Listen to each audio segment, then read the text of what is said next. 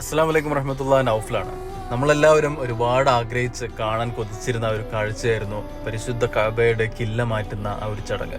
ആ ഒരു ചടങ്ങ് കാര്യങ്ങളെല്ലാം നമ്മൾ ചാനലിലൂടെ കാണിച്ചിട്ടുണ്ടായിരുന്നു. നിങ്ങളെല്ലാവരും കണ്ടിട്ടുണ്ടാവും എന്ന് വിചാരിക്കുന്നു. ഇനിയും കാണാത്തവർ ആരെങ്കിലും ഉണ്ടെങ്കിൽ ആ ഒരു വീഡിയോ ഒന്ന് കാണുക കേട്ടോ. സാധാരണ എല്ലാ വർഷവും കഅബയുടെ ഈ ഒരു ഉൾവശം വൃത്തിയാക്കുന്ന ചടങ്ങ് നടക്കുന്ന സമയത്ത് സൗദി രാജാവാണ് നേതൃത്വം നൽകാറുള്ളത്.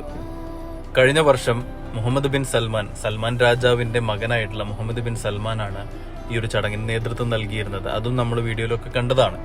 ഇത്തവണ മുഹമ്മദ് ബിൻ സൽമാന് പകരം മക്ക ഡെപ്യൂട്ടി അമീർ prince Saud bin Mishal bin Abdul Aziz എന്നിവരാണ് ഈ ഒരു നേതൃത്വം നൽകുന്നത്.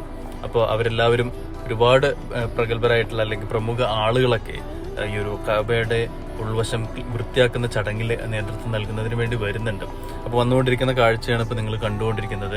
നമുക്കെല്ലാവർക്കും അറിയാം കഅബയുടെ ആ ഒരു ഡോർ എന്ന് പറയുന്നത്